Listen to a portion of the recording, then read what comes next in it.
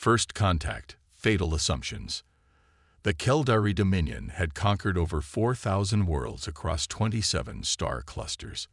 Their military doctrine was elegant in its simplicity: identify resource-rich planets, deploy overwhelming force against indigenous species, and establish extraction facilities to fuel their ever-expanding empire.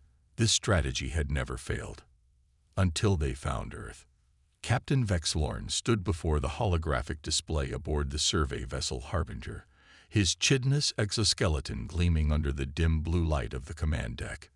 6 compound eyes studied the rotating image of a blue-green planet, unremarkable at first glance. Science officer, explain this classification again. Vexlorn mandated, his translator converting the clicks and whistles of his native speech into the standardized Dominion language. This planet appears benign. Science officer Nyx Era approached the hologram, her slender form moving with the natural grace of the scientific cast. Her pale blue skin contrasted with the darker hues of the military personnel surrounding her. The initial survey drones classified it as an anomalous biosphere. Captain, she replied, manipulating the controls to highlight specific planetary features. Despite moderate gravity, temperatures, and atmospheric composition, the planet harbors over 8 million distinct species. This biodiversity exceeds any world in our database by a factor of 3. And the dominant species? Vexlorn inquired. They call themselves humans. Nyx Era displayed a new image: bipedal creatures with minimal protection, no natural weapons, and unimpressive physical attributes. They should have been eliminated by natural selection long ago. Instead, they've become the apex predator. Vexlorn made a dismissive gesture with his primary limbs. They appear frail. No armor, no venom sacs, no redundant organs. Primitive technology. He zoomed out to display the entire solar system. And they've barely left their homeworld. That's what concerns me, Captain. Nyx Era hesitated. According to evolutionary models, they shouldn't exist, let alone thrive. Something doesn't align with our understanding. The Dominion requires this planet's resources, Tactical Officer Grexmar interjected, his heavily armored form towering over the science officer. High Command has designated this world for immediate acquisition. Initial surveyors have detected rare heavy elements concentrated in the planetary crust. The indigenous species is irrelevant. Vexlorn nodded, his mind already formulating invasion strategies. Prepare a scouting force. 200 warriors, standard equipment. We'll establish a forward base in one of the less populated regions and assess defensive capabilities before the main force arrives. May I suggest the equatorial rainforest region? Nyx Era highlighted a dense green area. Minimal human settlements, abundant coverage for our operations, and proximity to several mineral deposits. Agreed. Vexlorn turned to his tactical officer. Launch in 6 hours. The dropships descended through Earth's atmosphere, their stealth systems rendering them invisible to the primitive radar systems humans employed. They landed in a clearing within the Amazon basin, immediately deploying prefabricated structures and defensive perimeters. Lieutenant Zexthor commanded the ground forces, directing his warriors with practiced efficiency. Establish search patterns, 3 unit teams, standard containment protocols for any indigenous life forms. The Keldari moved through the dense vegetation, their environmental suits providing protection against the unfamiliar atmosphere. Though breathable, their scientists wanted to analyze the local microbiome before exposing troops unnecessarily. This vegetation exceeds predicted density, one soldier reported, using a plasma cutter to clear a path. Visibility limited to 10 meters in all directions. Adapt your tactics, Zexthor ordered. Deploy aerial reconnaissance drones. The first casualties occurred within 3 hours of landing. A reconnaissance team went silent at the eastern perimeter. When a recovery unit arrived, they found 3 warriors dead, their exoskeletons somehow breached by a toxin that had liquefied their internal organs. What could penetrate our armor? Zexthor demanded as Nyx Era examined the remains. A highly evolved venom, she concluded, her instruments analyzing the molecular structure, delivered through microscopic barbs that found imperfections in the armor joints. I believe it came from this. She held up a small, brightly colored amphibian. This creature is barely 5 centimeters long. Impossible, Zexthor dismissed. Our armor resists heavy weapons fire. This isn't about brute force, Nyxera explained. This is evolutionary warfare. These poison dart frogs have developed toxins that target specific neural pathways. Our armor is designed to stop energy weapons and projectiles, not molecular-level attacks. Before Zexthor could respond, another alert sounded. 2 more teams had encountered difficulties. One reported massive arthropods that had swarmed their position, overwhelming their defenses through sheer numbers. The other team was trapped by a constricting serpent nearly 8 meters long. This is a single biome on this planet, Nyxera emphasized. There are dozens more, each with their own unique defense mechanisms. Zexthor activated his command channel. All units returned to base immediately, establish defensive positions, and await further orders. By nightfall, 43 warriors had been lost to the jungle alone. The local fauna is remarkably hostile, Vexlorn observed from orbit, reviewing the casualty reports. But primitive animals are a manageable obstacle. What about the humans? We've avoided contact thus far, Zexthor reported. However, our sensors have detected increased movement in nearby settlements. They may have noticed our presence. Impossible, Grexmar interjected.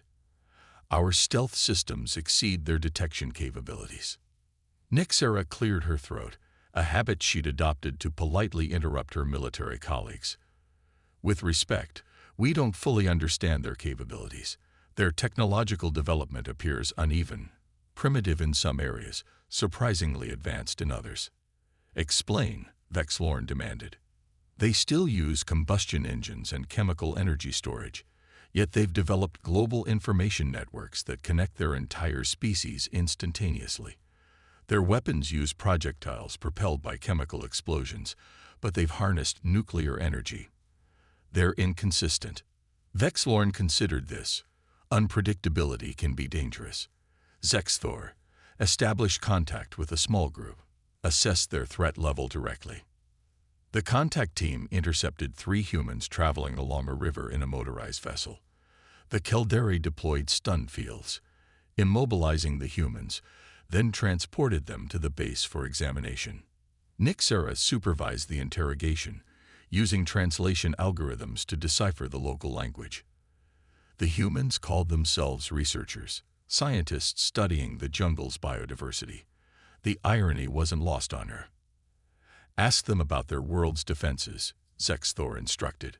When the question was posed, the humans exchanged glances that Nyxera couldn't interpret.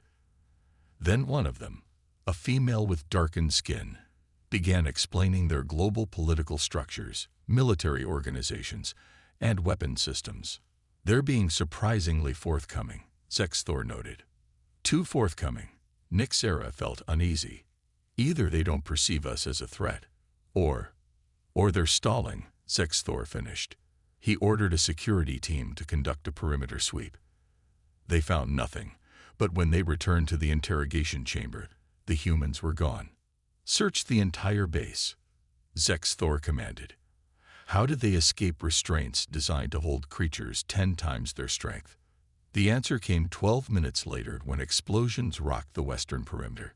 Somehow, the escaped humans had accessed the base's power systems and overloaded them, creating a cascading failure in the defensive shields. They reversed engineered our technology in hours. Grexmar couldn't hide his disbelief. Before they could re-establish defenses, the true attack began.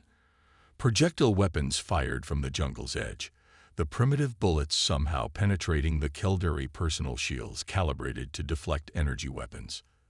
Adjust shield harmonics, Zexthor ordered, but it was too late. Warriors fell as the humans targeted the gaps in their defenses with uncanny accuracy. Then came the coordinated assault. Dozens of humans emerged from the jungle, using the base's own defensive structures as cover.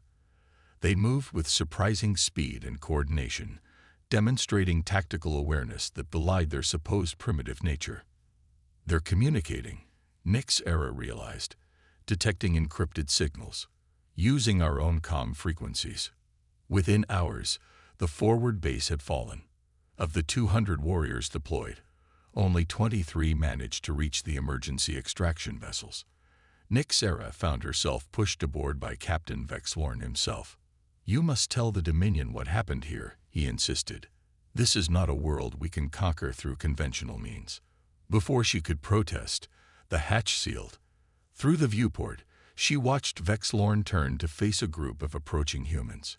He activated his self-destruct sequence, his final act one of defiance. The extraction vessel rocketed skyward as explosions consumed the base below. Nyx Era was the only science officer to escape. Of the 23 survivors, most were critically injured. As they docked with the Harbinger, Grexmar greeted them, his posture conveying shock at their reduced numbers. "We must leave this system immediately," Nyx Era insisted. "The humans will have recovered our technology. They learn quickly, too quickly." "Impossible," Grexmar dismissed. "A primitive species cannot possibly understand our advanced systems." Before Nyx Era could argue further, the ship's sensors detected multiple launches from Earth's surface. Somehow, the humans had already adapted Keldari propulsion technology to their own vessels and were pursuing the retreating invaders. "Emergency jump," Grexmar ordered. "Get us out of this system." As the Harbinger initiated its faster-than-light drive, Nyx Era watched the planet recede on the view screen.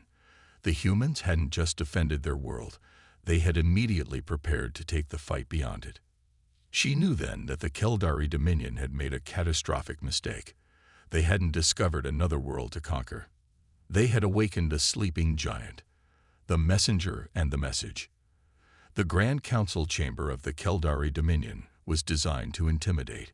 Vast crystalline walls soared hundreds of meters overhead, converging at a central point that symbolized the unity and singular purpose of their empire. Nyx Era stood alone on the speaking platform, surrounded by the 9 high counselors who governed the fate of countless worlds. "Explain again," Supreme Counselor Vortal demanded, his voice amplified to echo throughout the chamber, "how a primitive species defeated our elite forces." 3 solar cycles had passed since the Harbinger's return. Of the 23 who had escaped Earth, only 17 survived the journey home. Nyx Era alone stood before the council to deliver her report, the military officers having been separately interrogated and subsequently executed for their failure. "The humans are not primitive in the way we understand the term," Nyx Era replied, maintaining composure despite knowing her life hung by a thread. "They evolved on a world that should have killed them thousands of times over. Every predator, every disease, every natural disaster has been a crucible that forged them into something unique." She activated the holographic display, showing footage captured during the brief engagement. "Their technology appears inconsistent because they develop tools to solve specific problems rather than following a linear progression. They're adaptable to a degree we've never encountered. A single setback does not justify abandoning a resource-rich world," Counselor Drexmar countered. His family lineage had built their power through resource acquisition, and she knew he viewed Earth as merely another asset to claim. "Perhaps our approach was flawed." "The approach was fundamentally mistaken," Nyx Era insisted, knowing she risked her life with such direct contradiction. "Humans don't just adapt to their environment.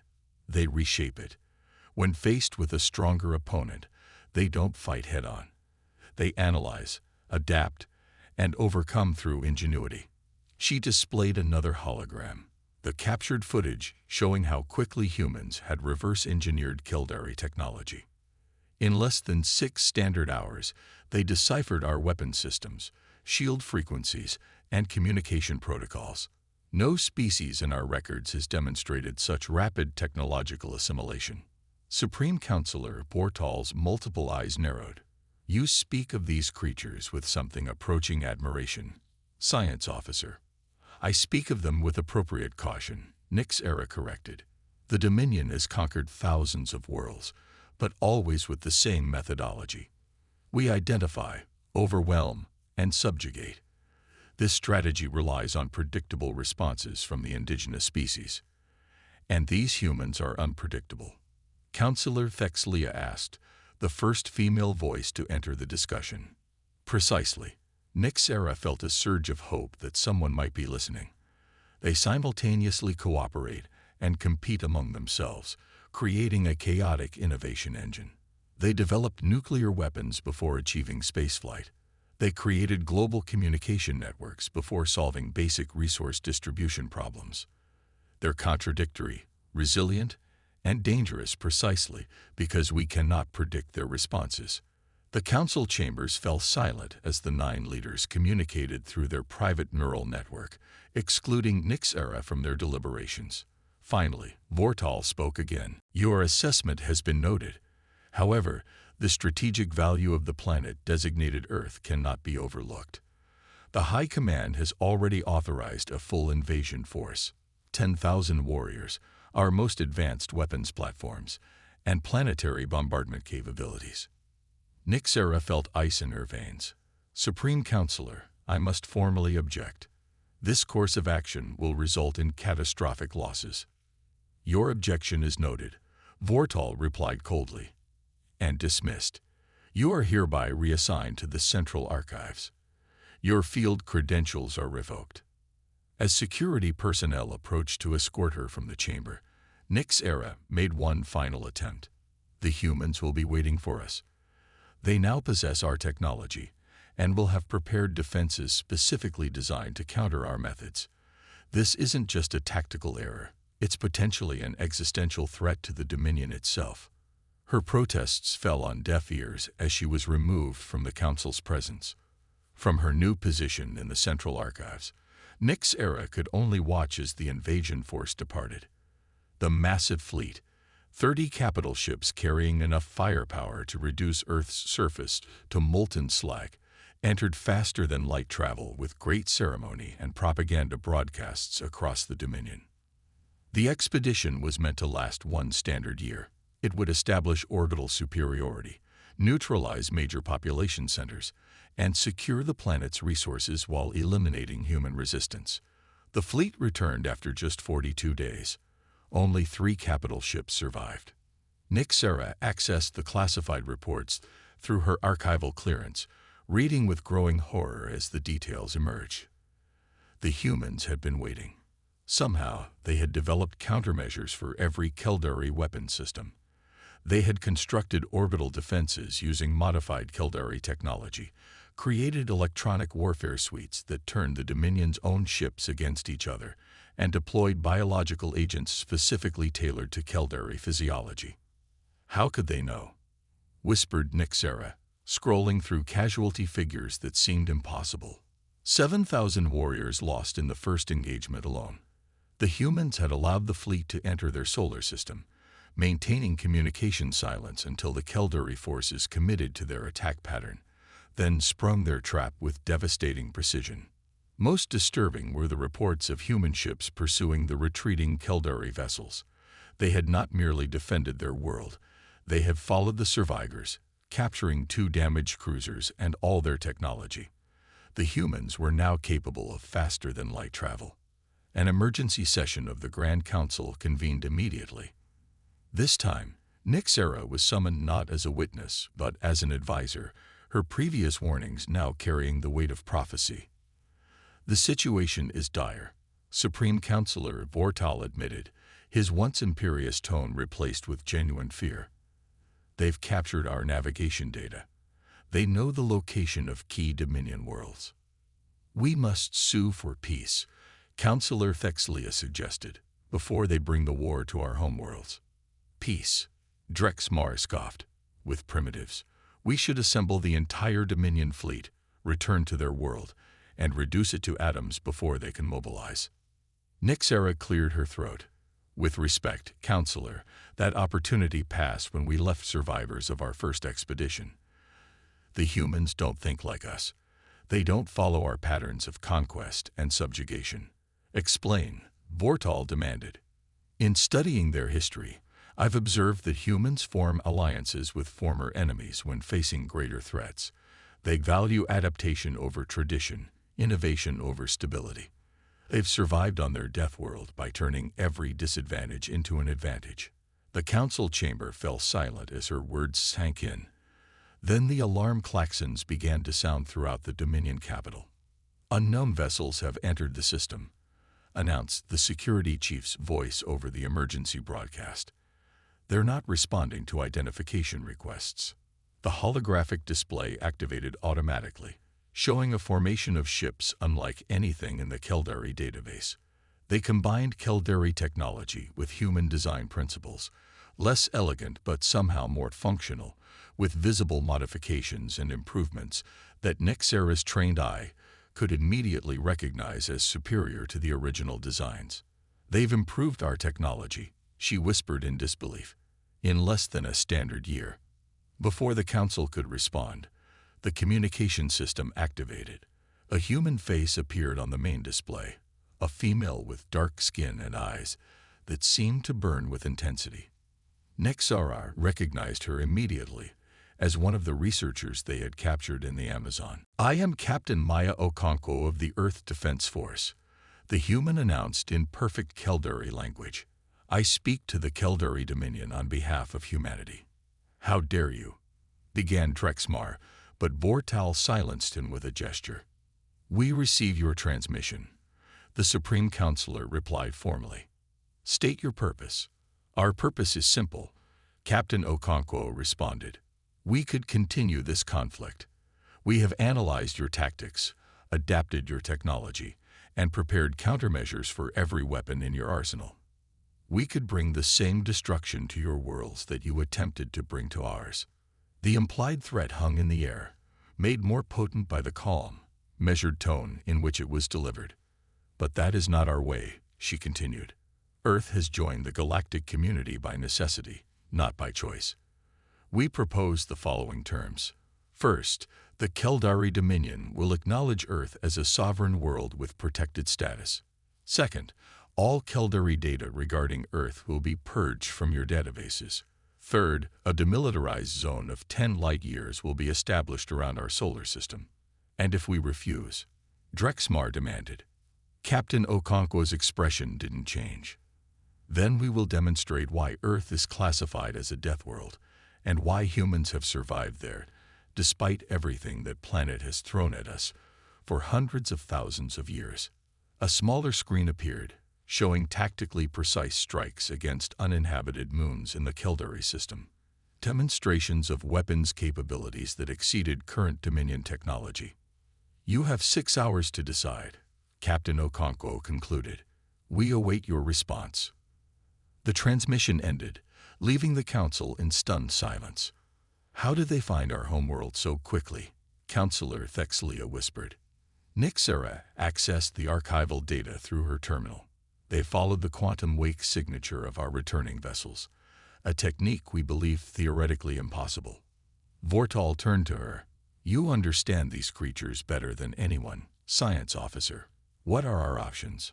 "We have only one option," Nexera replied simply. "Accept their terms. Humans don't make idle threats, and they don't bluff. If they say they can destroy us, then they can. But there's something else you should understand." "Continue," Vortal prompted. "In my studies of their history, I've found that humans are equally capable of extraordinary violence and extraordinary compassion. They can be the most implacable enemies or the most valuable allies. Today they offer peace despite having the upper hand. That alone should tell you what kind of species they are." 1 standard year later, Nexera stood on the observation deck of the Galactic Assembly Station, watching as delegations from 100 species arrived for the unprecedented summit. For the first time in 10,000 years, a new species had been admitted to the assembly without first being conquered by one of the existing powers. The human delegation arrived in a vessel that reflected their adaptive nature, part Caldari technology, part their own design innovations. As they disembarked, Nexera recognized Captain Okonkwo leading the delegation. "Science Officer Nexera, The captain greeted her with a gesture that approximated Kildare respect.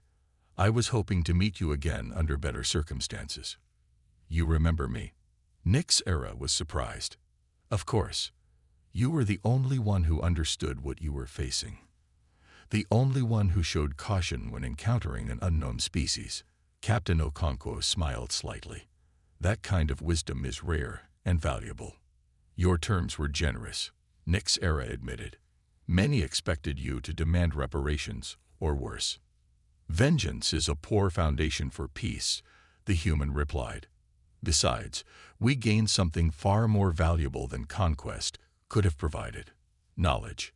Your technology helped us leap forward centuries in our development." "And now Earth joins the galactic community," Nyxera observed. "With a new classification, I understand." Captain Okonkwo nodded. "Yes, the Assembly has created a new designation for worlds like ours. Not a Deathworld, but a crucible world. A planet where extreme evolutionary pressure creates species of unusual adaptability and resilience. There are implications to that classification," Nyxera noted. "Protection protocols, research opportunities, cultural exchange programs, and warnings," Okonkwo added with a slight smile, "for any empire that might consider such worlds easy conquests." As they walked together toward the assembly chamber, Nyxera reflected on how quickly everything had changed. The Kildare Dominion, once expanding unchecked across the galaxy, now faced constraints for the first time in its history. New alliances were forming, power balances shifting. "You know," Captain Okonkwo said thoughtfully, "on Earth we have a saying: the most dangerous animal is not the strongest or the fastest, but the one that can adapt to change." Nyxera considered this a fitting description of your species. "Not just humans," Okonkwo replied, "but anyone who survives long enough on a world that constantly tries to kill them. It creates a certain perspective." As they entered the assembly chamber, representatives from across the galaxy turned to observe the newcomers. Nyxera noticed the mixed reactions: curiosity, caution, and in some cases, unmistakable fear. "They're afraid of us," Okonkwo observed quietly. "With good reason," Nyxera replied. "You achieved in 1 year what most species take centuries to accomplish. You turned an invasion into an opportunity, adapted technology you had never seen before, and secured your place among the stars through sheer force of will." Captain Okonkwo smiled fully then, revealing the expression that Nyxera had come to recognize as uniquely human: a complex mixture of pride, determination, and somehow hope. "That's just what happens," she said, "when you grow up on a Deathworld."